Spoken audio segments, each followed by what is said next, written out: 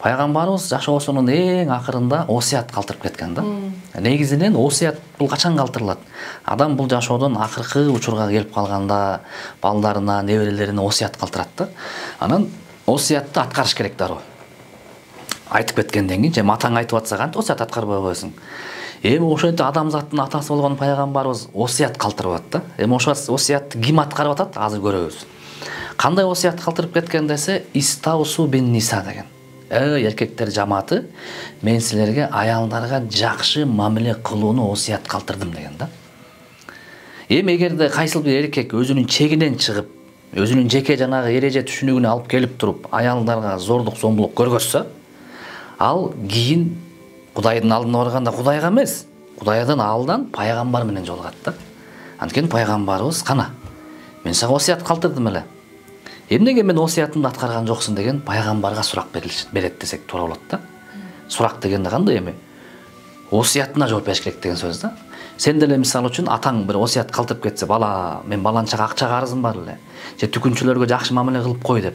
Атаңдын осуятын аткарбай койсоң, кийин атаңа жолуккан атаң сурайт да.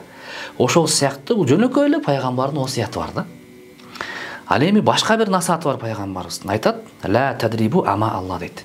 Эркектер Алланын орой угулуп калат, кыргызча которсом, кулдарына кол көтөрбөгүлө дейт да. Ал Кудай тарабынан кулдарына кол көтөрбөгүлө дейт. Кул дегенде түз түшүнбөйбүз муну. Муну кандай жактан түштү? Философиялык тараптан. Мисалы үчүн илгери кулдун заманы болгон. Ал исламда деле, исламга чейин деле, кийин деле, кыргыздарда деле болуп кеткен. Кул, мисалы үчүн, бирөөнүн кулун бирөө уруп койсо, ал кийин кул менен иш алып барган эмес. Ал кулдун кожою менен. Кожоюна келет да, эмне ургансың менин кулумду дейт да. Эми ошол философияда пайгамбарыбыз Алланын кулдарын урбагыла деген. Ал дегенин мааниси аялдарды урбагыла деген да. Эгерде ким аялдарга кол көтөрүп ура турган болсо, ал аял менен эмес, жараткан Кудай менен эртең иш алып барат деген. Кудай сурайт деген. Эмнеге уруп койдуң? Сенин кандай акың бар депчи. Мына ушул сыяктуу пайгамбарыбыздын жана Кудай Тааланын Кур'анда айткан көп насаттар бар аялдар тууралуу. Азыр жекече ала турган болсок, мисалы үчүн гендерлик тең укуктуулук, феминизм, аялдардын укугун караш керек, аялдар эркекке тең дегенде келип атпайбы?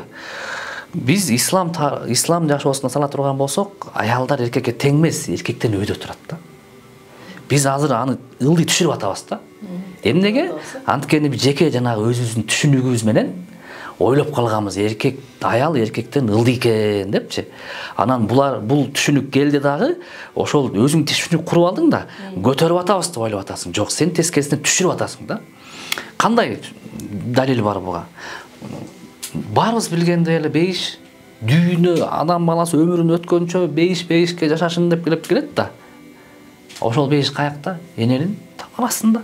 Бул эмне деген билдирип атат? Ошол бейишти кор кылып, эненин таманына чаптап койду.